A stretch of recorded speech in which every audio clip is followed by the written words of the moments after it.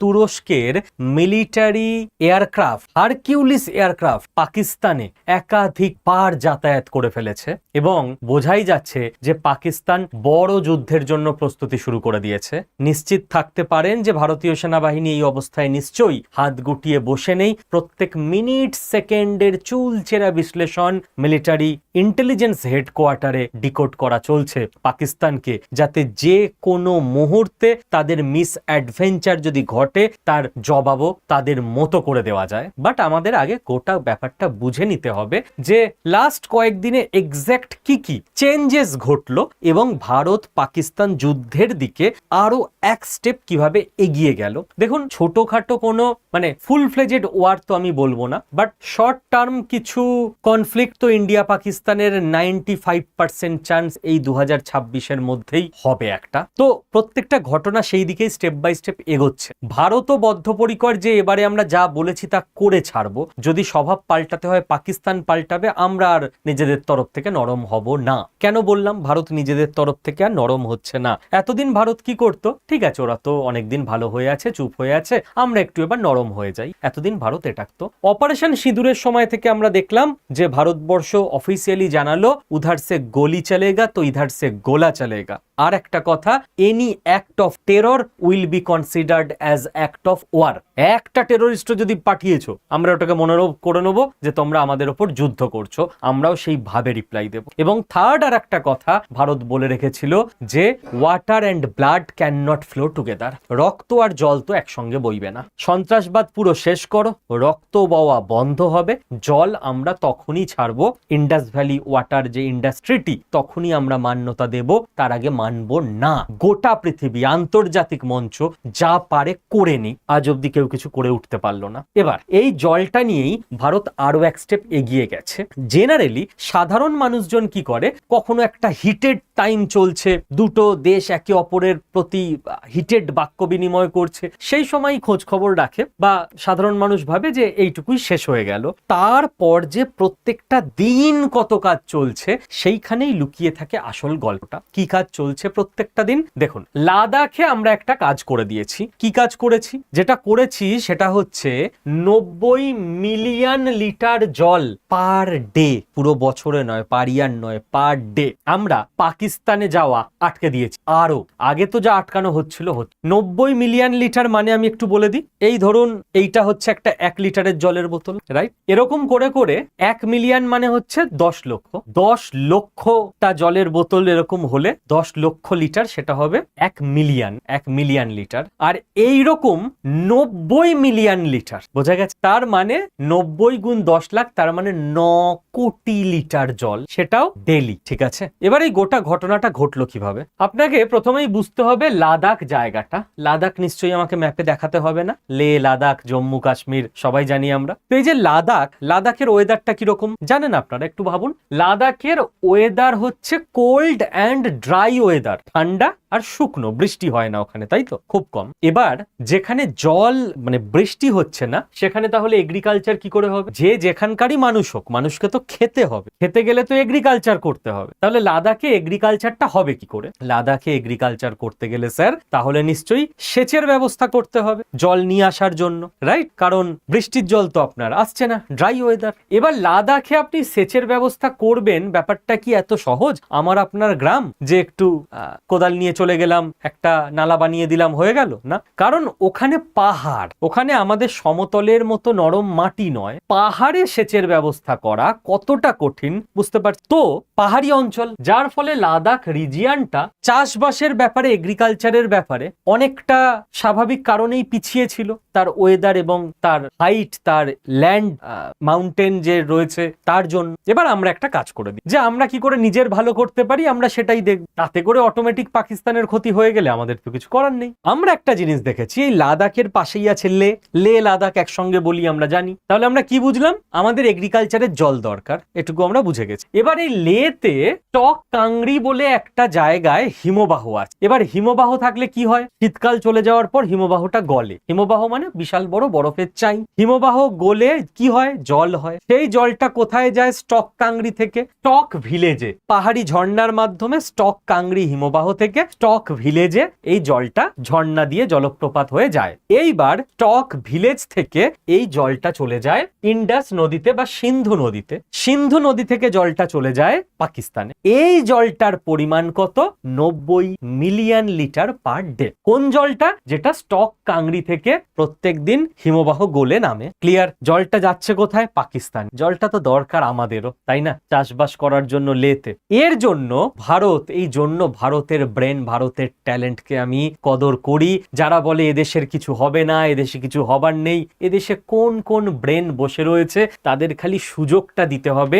এই দেশ থেকে করাপশন দূর করে দিতে হবে, সবাইকে সুযোগ দিতে হবে, এই দেশ আমেরিকার ওপরে চলে যেতে পারে। ভারত কিচ্ছু করেনি। জাস্ট এই স্টক ভিলেজ থেকে যে সিন্ধু নদীতে জলটা যেত, ওই সময় ভারত কিচ্ছু করেনি। আবার বলছি, ড্যাম বানায়নি, ব্যারেজ বানায়নি, জলটাকে ডাইভার্ট করে দিই। এবং এই যে ডাইভার্টটা করেছি আমরা, এর জন্য অ্যাজ সাচ কোনো ক্যাপিটাল এক্সপেন্ডিচারও লাগেনি, মানে খরচ লাগেনি যে বিশাল মেশিন লেগেছে, বিশাল ইঞ্জিনিয়ার লেগেছে। ভারতের যারা অভিজ্ঞ বিশেষজ্ঞ মানুষ, দায়িত্বপ্রাপ্ত, তারা কিছু স্ট্র্যাটেজিক পয়েন্ট খুঁজে বের করে নিয়েছে যে ভাই এই স্ট্র্যাটেজিক পয়েন্টগুলো আমরা যদি হালকা একটু খুঁড়ে দিতে পারি, জল যেদিকে ঘোরার ঘুরে যাবে। এতদিনও করা যেত, এতদিন ভারত এই চিন্তাগুলো করেনি যে পাকিস্তানে জল যাচ্ছে, যাক, ওদের তো দরকার। এখন তো আমাদের চিন্তা, blood and water can not flow together. আমার এখানে চাষিদের ভালো চাষ হচ্ছে না, জল নেই, খাবার কম, লাদাখে নিচ থেকে খাবার তুলতে হচ্ছে, মানুষকে বেশি টাকা দিয়ে খেতে হচ্ছে। আমি ভাই কেন এত কষ্ট সহ্য করব পাকিস্তানের জন্য? যে পাকিস্তান একটু ঠিকঠাক হলেই আবার আমাদের এখানে টেরোরিস্ট পাঠাবে আমাদের মারার জন্য। তার থেকে যদি আমার লাদাখে বেটার ফসল ফলে, তো লাদাখের মানুষ ফ্রেশ শাকসবজি খেতে পারবে, লাদাখের মানুষের খাবার কেনার খরচ কমবে, লাদাখের যে চাষি তাদের ইনকাম বাড়বে, লাদাখের যে গ্রামীণ ইকোসিস্টেম, ইকোনমি, সেটা বেটার হবে। তো আমরা কেন করব না? তো আমরা কয়েকটা স্ট্র্যাটেজিক পয়েন্টে খুঁড়ে দিয়েছি, এবং খুঁড়ে এই জলটাকে কোথায় নিয়ে যাওয়া হচ্ছে? এই জলটাকে নিয়ে যাওয়া হচ্ছে ইগুফে ক্যানেলে। প্রত্যেকটা নাম অত্যন্ত ইম্পর্টেন্ট, পরীক্ষায় আসবে। এবারে যে ইগুফে ক্যানেলে স্টক কাংড়ি থেকে আসা জল স্টক ভিলেজে, সেই স্টক ভিলেজ থেকে সিন্ধু নদীতে না যেতে দিয়ে পাঠিয়ে দেওয়া হলো ইগুফে ক্যানেলে। এবার ইগু একটা আর ফে একটা, দুটো আলাদা আলাদা, ঠিক আছে? একসঙ্গে এদের নাম হচ্ছে ইগুফে। এই ইগুফেতে কতটা করে জল পাঠানো হচ্ছে, অনুপাত কি, সেটাও একটু পরীক্ষার পার্সপেক্টিভে জেনে রাখা দরকার। হয়তো যারা স্টুডেন্ট নন তাদের একটু বিরক্তি লাগবে, বাট তথ্যগুলো, জেনারেলি তথ্যগুলো আমি অ্যাপের ক্লাসে বা নোটসের মধ্যে দিয়ে দিই স্টুডেন্টদের, বাট আজকে জাস্ট একটু অল্প বলে রাখছি, বেশি বিরক্ত করব না আপনাদেরকে। সেটা হচ্ছে মোটামুটি এই যে জলটা যাচ্ছে না, এই জলটা 90 মিলিয়ন লিটার প্রত্যেক দিনে। তো এটাকে যদি আমি সেকেন্ডে ভাগ করি, যে তাহলে প্রত্যেক সেকেন্ডে কত যাচ্ছে? প্রত্যেক সেকেন্ডে যাচ্ছে 36 কিউসেক, ঠিক আছে? 36 কিউসেক যাচ্ছে প্রত্যেক সেকেন্ডে। 1 কিউসেক মানে হচ্ছে 28 লিটার। তো যেটা হবে 1000 প্লাস কিছু একটা লিটার জল প্রত্যেক সেকেন্ডে যাচ্ছে। তো 1000 লিটার পাকিস্তানে যাচ্ছিল, আমাদের দিকে ঘুরিয়ে নিলাম। এইবার এই যে প্রত্যেক সেকেন্ডে 36 কিউসেক আমাদের যাচ্ছে স্টক ভিলেজ থেকে ইগুফে ক্যানেলে, এর মধ্যে 19 দেওয়া হচ্ছে ইগুতে, এর মধ্যে 7 দেওয়া হচ্ছে ফেতে। 19 আর 7 হয়ে গেল 26, ঠিক আছে? তথ্য ভালো করে বুঝে নেবেন। কত কিউসেক পার সেকেন্ডে যাচ্ছে? 36, ঠিক আছে? 36 কিউসেক মানে প্রায় 1000 লিটারের ওপর। 1 কিউসেক মানে 28 লিটার। তো প্রত্যেক সেকেন্ডে 19 কিউসেক মানে 19 গুণ 28 লিটার ফেলে দেওয়া হচ্ছে ইগু ক্যানেলে। প্রত্যেক সেকেন্ডে 7 কিউসেক মানে 7 গুণ 28 লিটার ফেলে দেওয়া হচ্ছে ফে ক্যানেলে। 19 আর 7 যোগ করলে 26 হয়। 10 কিউসেক এখান থেকে বেরোচ্ছে কত? 36 পার সেকেন্ডে। 10 কিউসেক এখনো ইন্ডাস রিভারেই যাচ্ছে। 10 গুণ 28 লিটার মানে 280 লিটার জল প্রত্যেক সেকেন্ডে এখনো সিন্ধু নদীতেই যাচ্ছে। ভারতের যারা এই ব্যাপারটায় গবেষণা করছে তারা বলে রেখেছে যে আমরা খুব তাড়াতাড়ি চেষ্টা করছি ওই 10টাও আমরা এদিকে ঘুরিয়ে নেব। তো এই হচ্ছে এই মুহূর্তের অবস্থা, আশা করি বোঝা গেল। এর ফলে আমাদের 1000 একর জমি সেচ চাষের অন্তর্ভুক্ত হবে লাদাখে। এবং আমি আপনাকে একটা কথা আজকে বলে রাখছি, এই টপিকটার থেকে একটু বাইরে, বাট আজ থেকে 6 থেকে 7 মাস পর প্রত্যেকটা খবরের কাগজ, সোশ্যাল মিডিয়া, চায়ের দোকান, অফিস, বাড়ি, সব জায়গায় আলোচনা হবে। আমি আজকে বলে রাখছি আপনাদের, যারা স্কিল বাংলা চ্যানেলের দর্শক, তারা আপনাদের বন্ধু বান্ধব, আপনাদের বাড়ির লোক, চায়ের চায়ের দোকান, অফিস যাত্রীদের বলে রাখতে পারেন যে ভাই 7 থেকে 8 মাস পর এই কথাটা মিলিয়ে নিও। 2027-এ সারা পৃথিবীতে ফুড ক্রাইসিস আসে, সারা পৃথিবী। তার কারণ এই যে যেখানে যুদ্ধ চলছে না, এদিকে ইউক্রেন রাশিয়া, এদিকে ইরান এবং গালফ কান্ট্রিজ এবং স্ট্রেট অফ হরমুজ ব্লকেড, মাঝে মধ্যে ব্লকেড ইত্যাদি প্রবলেম, এর ফলে ক্রুড অয়েলের সমস্যা তো একটা হয়েছে বা হচ্ছে, তার থেকে বড় সাইলেন্ট কিলার সমস্যা হচ্ছে ফার্টিলাইজারের। কারণ এই রুট দিয়েই বা এই সমস্ত দেশগুলো থেকেই সারা পৃথিবীতে, শুধু ভারতে নয় সারা পৃথিবীতে সার বা ফার্টিলাইজার পৌঁছাতো, সেটা বন্ধ। ক্রুড অয়েলের প্রবলেম আপনি 15 দিনে বুঝে যান। তেল আসছে না, তেলের দাম বেড়ে গেল, আমাদেরও পেট্রোল পাম্পে তেল নেই বা তেলের দাম বেড়ে গেল। ফার্টিলাইজারের বিপদ না আসার বিপদ আপনি 6 থেকে 7 মাস পর বুঝবেন। কারণ যে চাষটা হয়ে সবজি বা ফসল উঠে গেছে সেইগুলোই আমরা খাচ্ছি এখন। নেক্সট যে চাষটা হবে সেই চাষে পড়বে সার কম পড়বে, পাওয়া যাবে না বা হাই দাম হয়ে যাবে। তার ইম্প্যাক্ট ওই ফসলটা ওঠার পর, একটা ফসলের তো টোটাল চাষ ওঠা 4-5 মাস সাইকেল হয়, আমরা ফিল করব মার্কেটে 6 থেকে 7 মাস পর সারা পৃথিবী। সেইখানে যদি আমাদের দেশের 1000 একর জমিতে বেটার চাষ হয়ে যেতে পারে, সেটা এই মুহূর্তে অন্যতম একটা আশীর্বাদ। এবং আমি আপনাদের এই 6,60,000 মানুষকে, এবং আপনারা যদি আজকের এই বার্তাটা প্রত্যেকে 2 জন করে মানুষের কাছেও পৌঁছে দেন না, তো আরো প্রায় 13 লক্ষ মানুষ, টোটাল 13 আর 6.5 প্রায় 20 লক্ষ মানুষের কাছে আমরা পৌঁছে দিতে পারবো। 2027-এর এই প্রবলেম আটকানোর জন্য আজ থেকে আমাদের প্রত্যেককে কাজ করতে হবে, না হলে এটা কিন্তু রাতারাতি আপনি ফসল ফলাতে পারবেন না। তার 5-6 মাসের একটা সাইকেল চলে ফসলে। আজ থেকে আপনার কাজ শুরু করা উচিত, আমার আপনার প্রত্যেকের। কারণ দেখুন, যদি খাদ্য না পাওয়া যায়, বড় লোক থেকে গরিব সবার পেটের টান লাগবে, আমি আপনি সবাই ভুগবো। না পাওয়া যায় মানে দাম বেড়ে যাবে। যার টাকা আছে সে তবু খেতে পারবে, যার টাকা নেই সে খেতেই পাবে না। যার টাকা আছেও বা মধ্যবিত্ত, তার প্রচুর টাকা চলেও যাবে সাধারণ সামান্য খাদ্যশস্য কিনতে। তো 2027-এর এই বিপদ থেকে বাঁচতে আমরা এখন থেকে 3টে কাজ করতে পারি কিন্তু প্রত্যেকে। যার বাড়িতে জায়গা আছে, বাড়ির পিছনে সামনে পাশে একটু জায়গা পড়ে আছে, একটু চেষ্টা করুন এখন থেকে মাটি তৈরি করে আস্তে আস্তে গোবর সারটার দিয়ে মাটি উর্বর করে। আপনি তো ধান চাষ করবেন না আপনার উঠোনে, কিছু সবজি এই বর্ষার পর যখন শরৎকাল হেমন্তকাল আসবে, শীতের শুরুতে এখন থেকে আস্তে আস্তে আপনি প্ল্যান করলে, আপনি তো রোজ টাইম পাবেন না, আপনার চাকরি ও ব্যবসা কিছু আছে, সপ্তাহে একদিন করে একটু প্ল্যান পরিকল্পনা করলে এই শীতকালটা আপনি প্রচুর সবজি লাগিয়ে ফেলতে পারবেন। আপনার বাড়িতে জায়গা নেই, যদি আপনার নিজের ছাদ হয় বা যদি শেয়ারিং ছাদও হয়, তারা যদি আপত্তি না জানায় আর যার সঙ্গে শেয়ার রয়েছে, আপনি ছাদেও রুফ গার্ডেন করতে পারেন। বা আপনার যদি দুটোর কোনো অপশন না থাকে, আপনার যদি একটা ব্যালকনি থাকে, আপনি ব্যালকনিতেও 3টে টব লাগাতে পারেন। স্যার 3টে টব লাগিয়ে কি আর হবে? 3টে লঙ্কা গাছ বসাতে পারেন। ও তো স্যার 10 টাকায় লঙ্কা পাওয়া যায়, তখন আর কত হবে? 30 টাকা হবে দাম বেড়ে। 30 টাকা তো আপনাকে কেউ ফ্রিতে দেয় না, কষ্ট করে উপার্জন করতে হয়। সেইটুকু টাকার লঙ্কাও যদি আপনি সেলফ সাফিসিয়েন্ট নিজে ব্যালকনিতে ফলিয়ে নিতে পারেন, সেটুকুই উপকার আপনারও দেশেরও। তো এই কাজটা আমাদের এখন থেকে শুরু করতে হবে 2027-এর জন্য। যার পক্ষে জায়গা আছে জায়গায়, যার ছাদ আছে ছাদে, যার কোনোটাই নেই ব্যালকনি, না হলে 2027-এ বড় ধাক্কা আসতে চলে সারা পৃথিবী।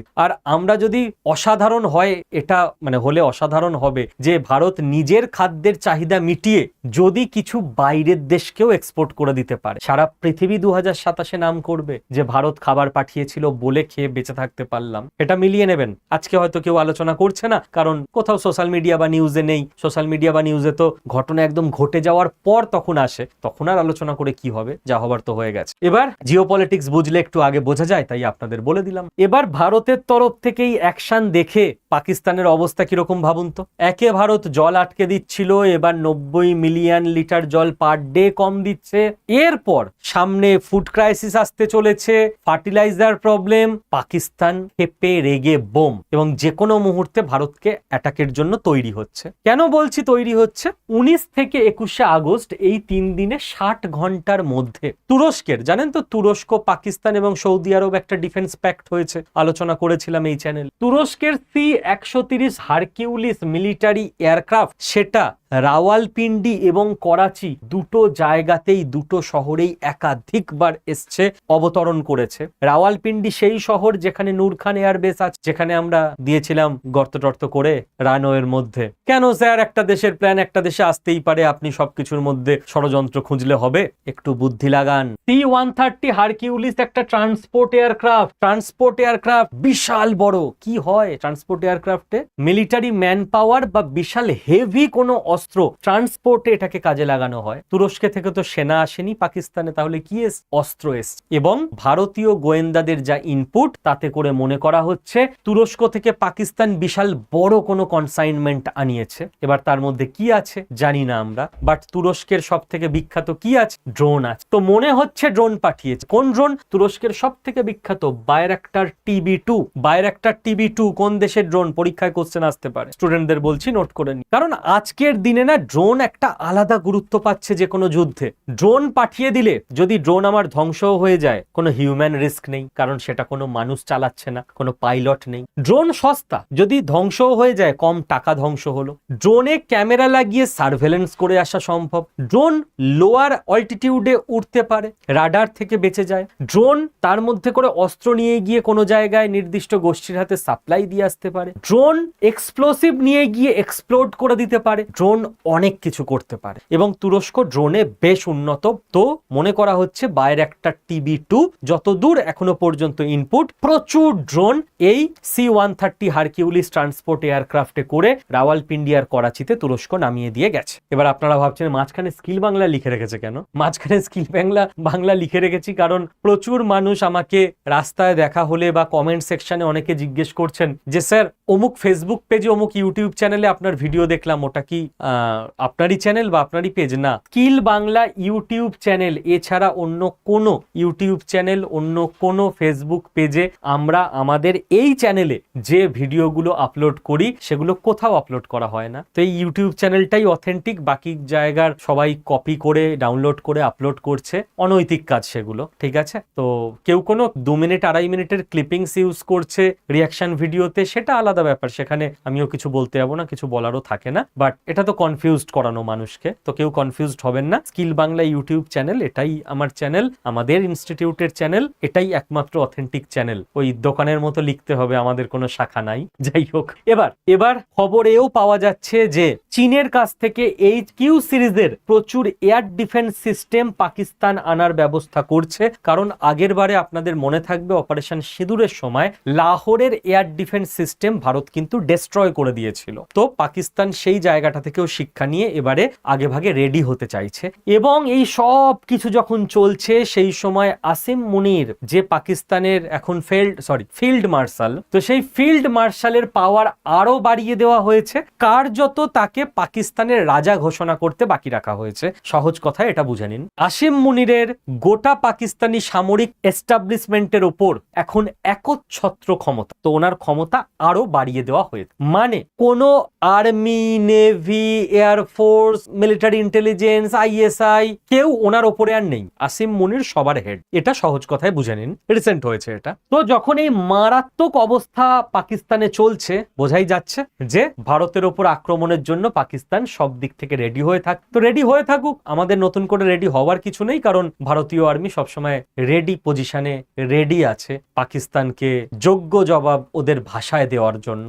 এবার আপনাদের আমি মনে করিয়ে দেবো দুটো দায়িত্ব ভিডিওর শেষে, যে দুটো আপনার পালন করা উচিত। এক, যেটা ফুড নিয়ে কথা বললাম, কমেন্টে একটু জানাবেন কে কোনটা করতে পারছেন। এবার কারোর যদি ছাদ না থাকে নিজের, সে তো আর ছাদে গিয়ে বসাতে পারবেন না, তো তাকে ব্যালকনিতে বসাতে হবে, বা কারোর ছাদে জায়গা আছে একটু সেটা কমেন্টে জানাবেন। আমি বুঝতে পারবো আপনাদের কমেন্ট দেখে যে আমাদের চ্যানেলের মাধ্যমে দেশের ফুড সেফটি সিকিউরিটিতে আমরা 2027-এর জন্য কতজন এগোচ্ছি বা কতটা ইম্প্যাক্ট আমরা ক্রিয়েট করতে পারি। 2, আর একটা জিনিস আপনাদের বলবো যে যাদের পক্ষে সম্ভব সরকার হয়ে যান। আপনি ঘাবড়ে গেলেন, সরকার হয়ে যান মানে? দেখুন, আমরা তো সবসময় সরকার